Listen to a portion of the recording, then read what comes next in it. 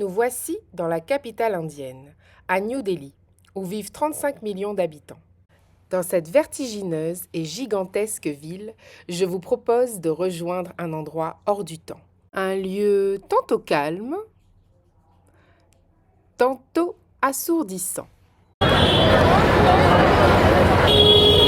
Le quartier du Vieux Delhi.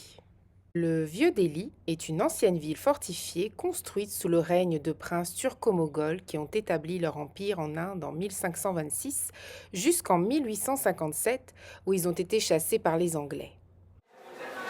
Bonjour, c'est ma ville. Si vous avez envie de découvrir, viens ici.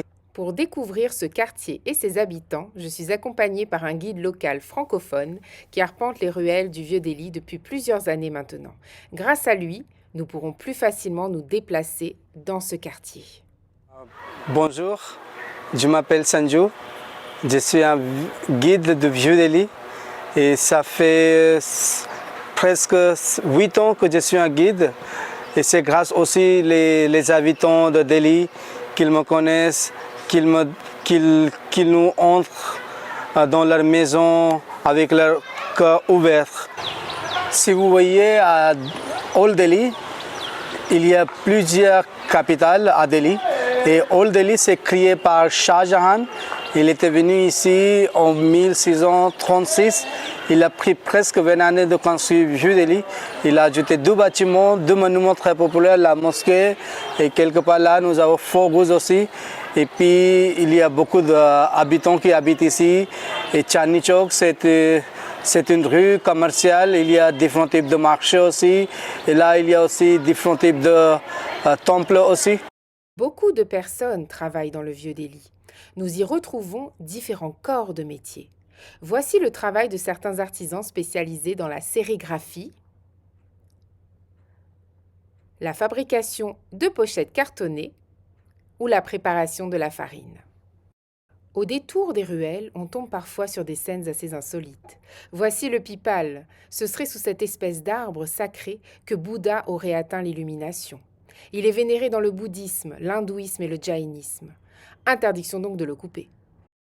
Dans l'architecture du Vieux Delhi, il y a aussi ces bâtiments religieux.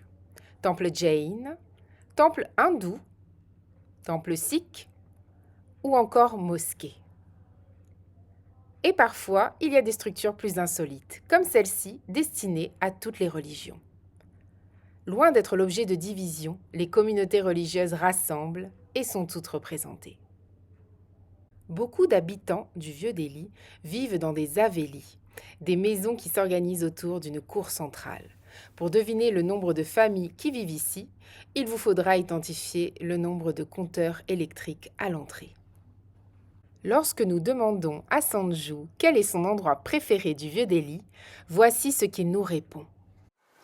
Je peux dire mon endroit préféré à Old Delhi, c'est Chandni Chowk parce que là, j'ai passé mon enfance. Parce que quand j'étais petit, j'ai travaillé là-bas comme un mendiant.